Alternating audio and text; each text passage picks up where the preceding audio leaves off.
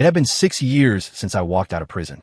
I'd finally managed to claw my way back to a semblance of a normal life, running a small, no-frills diner on the north side of Chicago. Life was quiet, predictable, until a nondescript afternoon when I was scrolling through my phone and stumbled upon a confession video from a male influencer. In the clip, he was smug, practically glowing as he bragged about how he'd married into old money. He detailed, step by step, how he'd kicked the original husband to the curb. How, by conquering an older woman, he'd secured a perfect, luxurious life. Why does the newcomer win? Because I know how to fight and take what I want. Guys, remember this. In a relationship, the one who isn't loved is the real intruder. That pretentious old man was destined to be miserable. The guy's moral compass was so broken, I almost scrolled past, hitting not interested. But as I went back to kneading dough for the evening rush, it hit me. The story he was telling. It sounded exactly like mine and Elena's. The video was blurred to protect identities, but curiosity got the better of me. I clicked into his profile. Sure enough, in a pinned video, I saw Elena's silhouette. What clinched it was the ring on her well-maintained hand, the diamond engagement ring we'd picked out together over a decade ago. Elena wasn't the type to be sentimental or frugal. If she was still wearing that old ring, maybe business wasn't booming like it used to be. I chuckled, shaking my head. I was about to block the account when the diner's front door chimed. A heavy gust of winter air cut through the warmth of the kitchen. I put my phone down and called out without looking up. Lunch rush is over. Kitchen's closed until 4. The figure didn't move. They just stood in the doorway, blocking the gray winter light. After a long silence, a voice I hadn't heard in years drifted over. Caleb, it's me. I looked up. The familiar figure was shrouded in the gloom of a Chicago winter afternoon. For a split second, I felt a jolt of the past, but I quickly masked it with a polite, distant smile. I said we're closed. Elena Vance didn't respond to that. Her gaze swept over the cramped, grease-stained interior of the diner, finally landing on my hands, rough, dry, and covered in flour. Maybe I imagined it, but her breathing seemed to hitch. She looked at me, her expression a mix of shock and disbelief. Caleb, have you been living like this all these years? She seemed stunned. Stunned that the hands once celebrated for playing piano and painting were now pounding dough. Stunned that Caleb Stone, once the proud scion of a wealthy family, would settle for this blue-collar grind. Or maybe she was testing me. Testing to see if I'd break down and beg for her back like I did in the old days. Testing to see if I'd weep and plead for a return to luxury. But facing Elena's intense scrutiny, I remained silent. After what felt like an eternity, Elena spoke again. Her voice held a mix of confusion and lingering arrogance.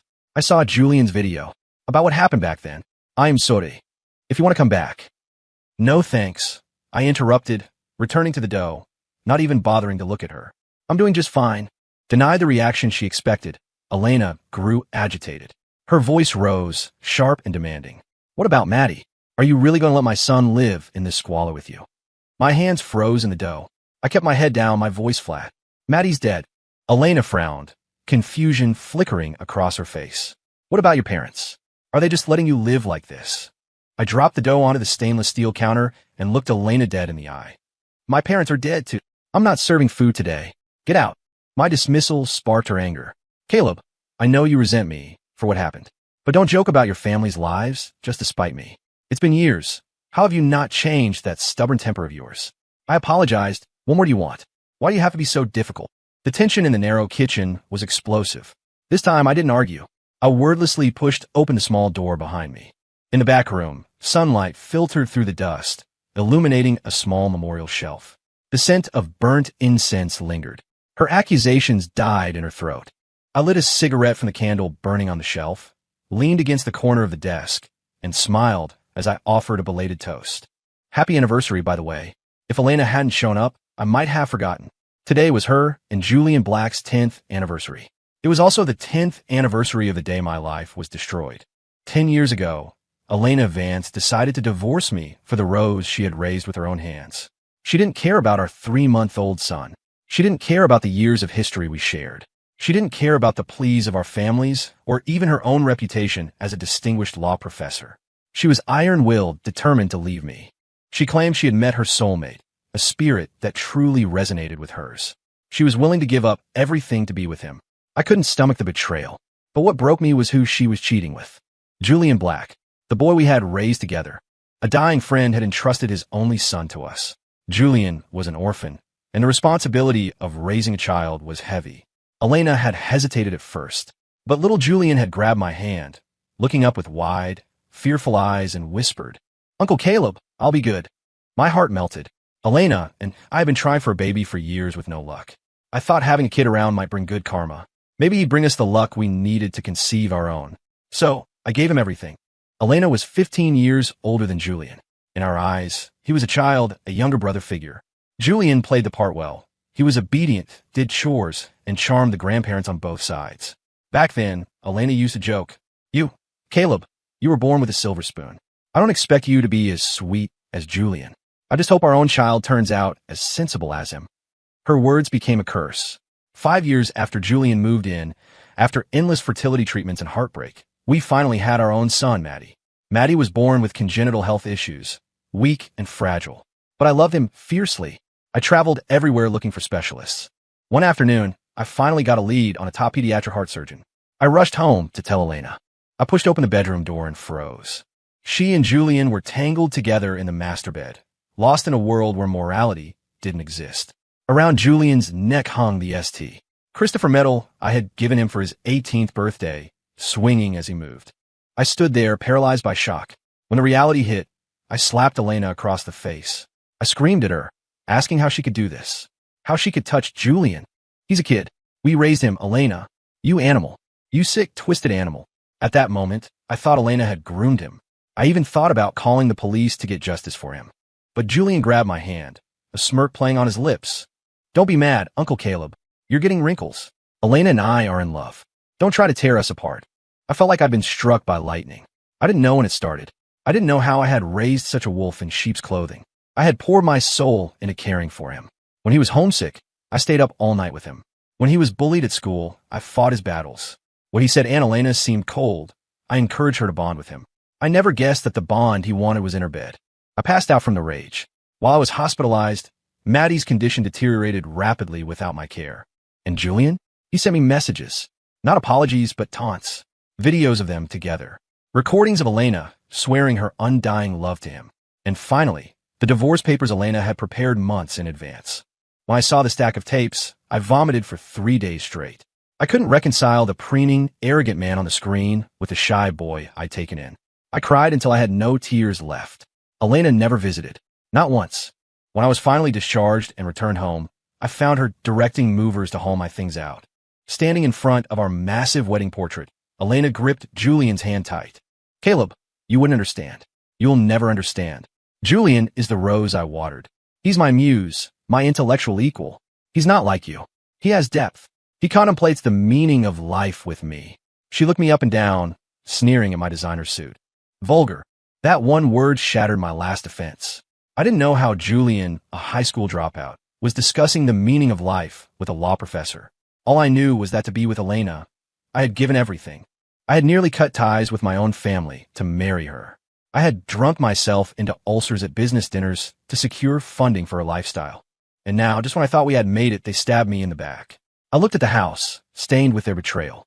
I remembered Julian's parting shot. "So what if you have money and power?" "You didn't know, did you?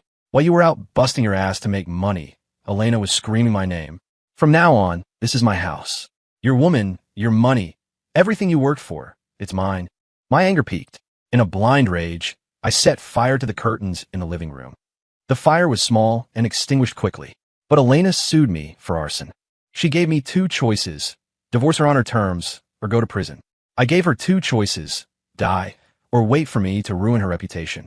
She was a respected academic. The thing she valued most was her scholar's pride. I could accept falling out of love. I couldn't accept her using my money to fund her boy toy. The war between us turned ugly. Our parents rushed in to mediate. When the elders, tears in their eyes, asked me why, I couldn't even speak. How could I say it? The boy I raised became a whore, and my wife of 10 years was leaving me for him. It was nauseating. Finally, my mother pieced it together from the way Elena hovered over Julian. She threatened to pull all funding and cancel every contract with the Vance family unless they explained themselves. Elena's parents bowed and scraped, apologizing profusely. They claimed Elena was just confused, bewitched by a young manipulator. They begged me to give her another chance for the sake of the child. "You know Elena? She's not bad, just naive. We protected her too much. Please, Caleb, forgive her this once." Infidelity wasn't rare in our circle, but an affair this incestuous, this shameless? It was unheard of. The Van Cess were humiliated, and I was furious. They knew the truth. The Vance family was new money. Bluntly put, I was supporting their entire clan. I managed their affairs. My family's capital kept their business afloat. They didn't want Julian replacing me. But Elena was possessed. She smashed the furniture. She smashed the antiques we bought on our honeymoon. She screamed at the mediators. You don't understand. You're all obsessed with money. How could you understand the soul connection Julian and I have? Fate brought us together, and I will cross any ocean to be with him. Age, status, money, nothing will stop us. She cast herself as a romantic heroine, a Juliet fighting for forbidden love. She forgot the husband who had carried her through the hard times. To prove her devotion, Elena moved out.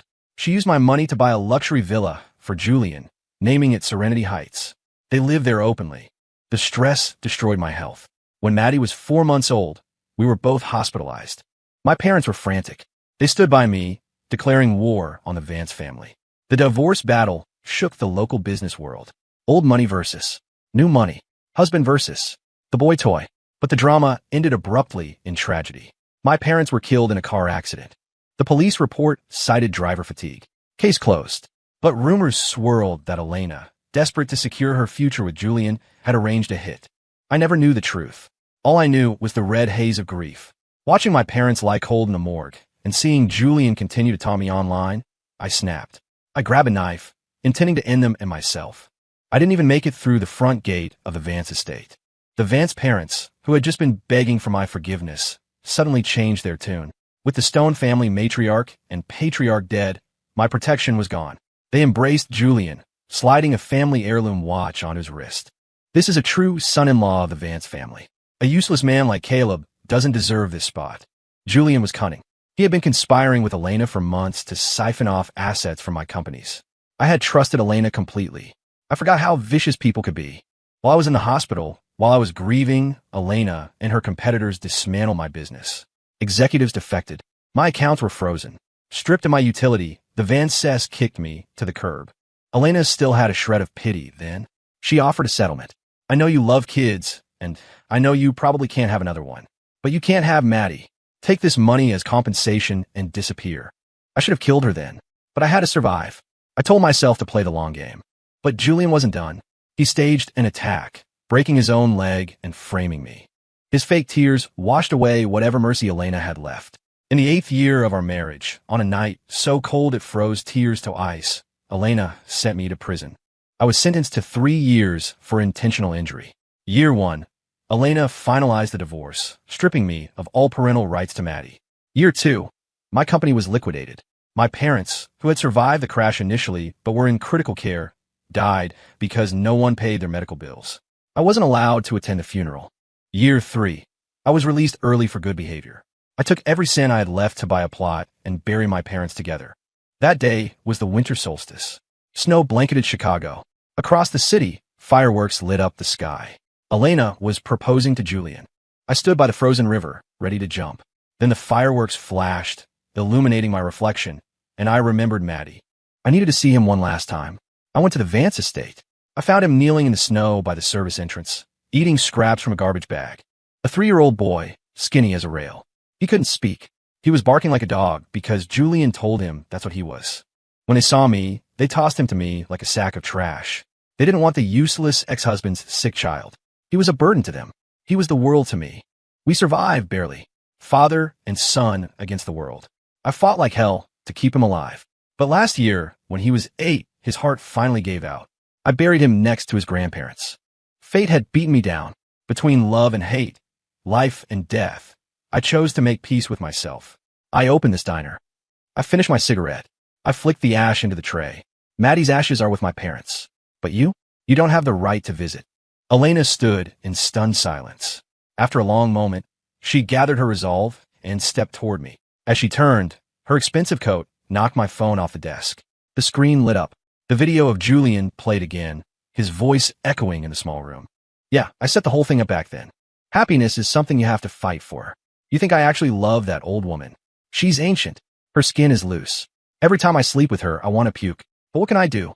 Just a few more years. Once I've embezzled enough, I'll be set for life. Elena's hands clenched into fists. It was almost comical. The Rose she abandoned her family for didn't love her.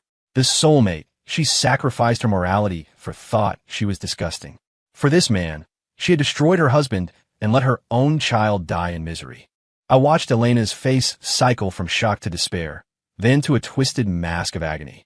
She opened her mouth to speak, but no words came. Just as she seemed ready to break down and step toward me, a cheerful voice rang out from the front of the shop. "Honey, it's snowing. I got my paycheck today, so I bought you that heavy parka you wanted. Come see. And hey, the deli down the street had a sale on roast beef and dumplings. We're feasting tonight."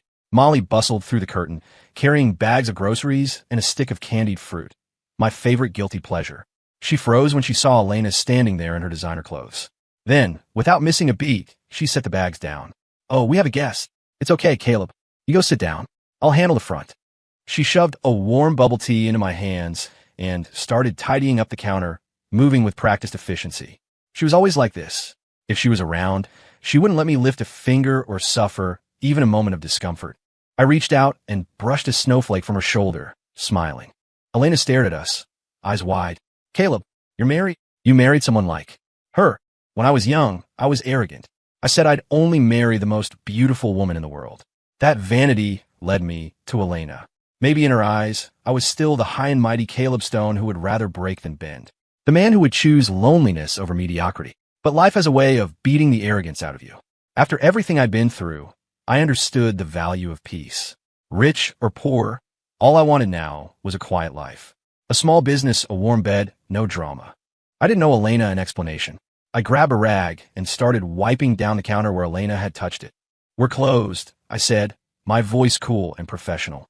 "If you don't have business here, please leave. You hanging around isn't fair to your husband." Elena looked from Molly to me, her expression hardening into skepticism. "I don't believe it. You hired her, didn't you? This is all an act. Everything you said, everything here, it's fake. You're just trying to make me pity you." Typical. Even now, she couldn't see past her own ego. Back when we divorced, I realized Elena was a viper. She looked elegant, but she was a predator who had consumed my family down to the bone. I had given up on love back then. Elena and I had been together over a decade. I took her from a struggling student to a CEO's wife. I stood by her through everything, and she discarded me like trash. If she could do that, who else could I trust? But then I met Molly. After Maddie died, I was hollow. I stood by the window of my tiny apartment one afternoon, ready to end it. Molly, who was delivering packages in the building, saw me. She dropped her clipboard and lunged, pulling me back from the ledge. "Hey, handsome, what's so bad that you gotta jump? Look at the sky today. It's beautiful. Come on, I'll buy you a hot dog." Maybe it was the absurdity of it, or maybe I just needed to scream. I told her everything. The prison, the betrayal, the poverty. I told her how I tried to rebuild my life, but the world wouldn't let me. How my criminal record made me a pariah. How I felt like garbage while the people who ruined me lived in palaces. I told her I was tired of hating and tired of hurting. Molly listened. Then she dragged me to a coffee shop, bought me a sugary drink, and shoved it in my hand. I thought it was something serious. That's all in the past. Who cares? Being alive is just being alive. Stop asking why. You're good looking and you got a good heart. God's gonna look out for you. That was how we started. She would text me random pictures, tell me boring stories about her day. I thought she was annoying, but I stopped wanting to die. Then she proposed to me. I asked her, "Don't you mind? I have no money, no car, no house, and I'm an ex-con." She scratched her head, smiling that goofy smile. "Why would I mind? You're hot and you're kind. If I marry you, I'll be laughing in my sleep." Then she got serious. "You mean the prison stuff? That was their fault, not yours. The world being unfair isn't your sin." That sentence broke the chains I'd been dragging for years. She was right. It wasn't my fault. I just loved the wrong person. So, 6 years after prison, I opened a diner. I married an ordinary, honest woman. And apparently, our simple happiness burned Elena's eyes. Her face twisted. She kept muttering why. Why did it end up like this? Why did she choose the wrong path? Why was the man she sacrificed everything for a monster? Elena couldn't accept Julian's true nature, and she couldn't accept that I was happy without her. I knew she came here looking for reconciliation, but after hearing about Maddie and my parents, the words died in her throat. I watched her stand there, frozen. Molly, realizing something was up, grabbed a broom and started sweeping near Elena's feet, ushering her toward the door. My wife wasn't a hidden billionaire. She wasn't a secret assassin who could destroy the Vance family with a phone call. She couldn't avenge me, but she loved me. She protected me in her own way. That was enough. I took Molly's hand, interlacing our fingers, and looked at Elena one last time. Go. Don't come back. I have nothing to do with you or the past ever again. The arrogant Caleb Stone was dead. I was just a guy making sandwiches in Chicago. We were in different universes now. Elena stood there for a long time. Finally, she sighed, her shoulders slumping, and walked out into the snow. As soon as the door closed, Molly turned to me, eyes full of worry. Caleb, you okay? You want me to run out there and kick her ass? I looked at Molly's fierce expression and laughed out loud. I really was okay. It was over. I picked up my phone and wiped the dust off the screen. It wasn't cracked. Julian's video had been deleted, but the internet is forever. People were reposting it, tearing him apart in the comments. Some old acquaintances had identified him, digging up the sordid history of our family. I didn't know why Julian posted it. Maybe hubris. Maybe he wanted to taunt me one last time. It didn't matter. I thought about how I used to treat Julian. I had planned to give him shares, set him up with a wealthy wife. He could have had a life of ease and respect. Instead, greed took over. One wanted money, one wanted eternal youth, and they destroyed 4 lives to get it. I blocked Julian's account. I had no idea that at that very moment, the Vance mansion was a war zone. Elena stormed into the house and unleashed hell. She grabbed Julian by the throat, screaming, "Was it Caleb who framed you back then? Or did you do it yourself? Did you marry me for love? Or was it a scam? Tell me the truth." Julian tried to lie, but seeing the murderous rage in Elena's eyes, he dropped the act. He laughed, shoving her off. "You were good to me? Elena, are you joking? Since we got married, your whole family has watched me like a hawk. Prenups, separate accounts. If you weren't rich, who would touch an old woman like you? What is there to love? You're a cheater. You betrayed a good man. If you could do that to Caleb, why would I trust you?" Julian admitted he never loved her. He had mistresses. He even had kids stashed away. "You know why we never had a baby? Because you're the broken one, Elena. You're barren. You will never have another child." Elena froze. It all made sense. The fertility issues.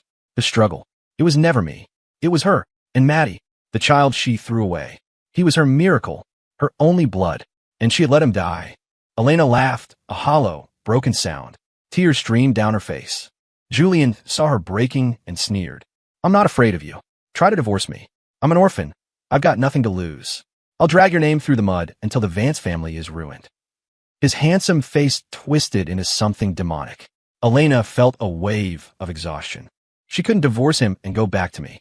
She knew that. What she did was unforgivable. I would never take her back. Elena fell silent.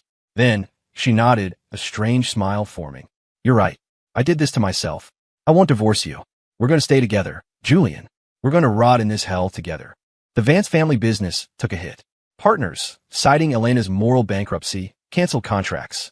Without my management, the company had been bleeding for years. Now it was collapsing. There were no winners in this betrayal. Elena fell into a deep depression. She became obsessed with the past, with memories of when we were happy. She was the classic overachiever. Small town girl, top grades, Ivy League, marry the rich guy. She had never tasted failure until she manufactured it herself. When the novelty of Julian wore off, she realized she had traded a diamond for a stone. She got sick. While she was bedridden, Julian partied, spending the last of her money. Finally, she snapped. She used her last remaining connections, prosecutors, judges, old students, to build a case against him. She sent Julian to prison for embezzlement and fraud. She knew he would come for her when he got out. But she was done. One winter evening, Elena drove to my diner. It was busy. Through the window, she saw me laughing with Molly as we served customers. I looked happy, truly happy. She realized she had been chasing a fantasy and destroyed reality to get it. She stood in the cold wind for a long time. Then, she bent down and slid a bank card under the door. It was everything she had left. She drove to the cemetery. She sat by the small grave marker for hours, whispering apologies to the son she never knew.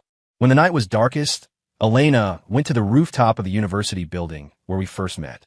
She stepped off the ledge without hesitation. Story complete, story complete.